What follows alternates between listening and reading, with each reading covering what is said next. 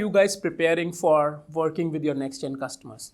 I think Asia, the next generation, is even more exciting. I'll just give context there. So when we're talking about wealth in Europe, spent a fair amount of time there, you're talking about families with generations of wealth, right? Older money.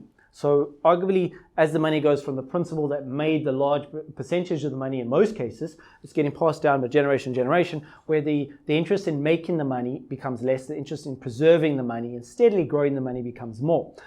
That is where an investment professional becomes ever more important because it's about diversification and those. In Asia, we're at that crux. The wealth was only created one, maybe two generations in most cases. You're now passing to the next generation, which some of them want to be involved, some of them don't. The principal is sometimes involved. It's a lot more personalized. It's a lot more understanding this specific family because no two families are the same. No two ultra high net worths are the same. So yes, you've got to have that technology. You've got to bring that trust in. It's about education. It's about helping maybe fill the gaps with the new generation. And how do they learn? How do they consume information? It's through digital.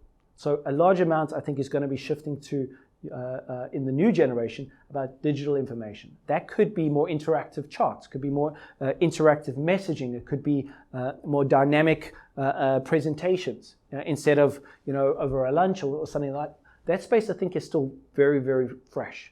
Not many people are doing it very well at the moment. I think there's some really interesting platforms which provide that interaction, and that's growing. But I think that's going to be the key to be able to connect with the new generation, is being able to speak their language, digital language, in an efficient way as well.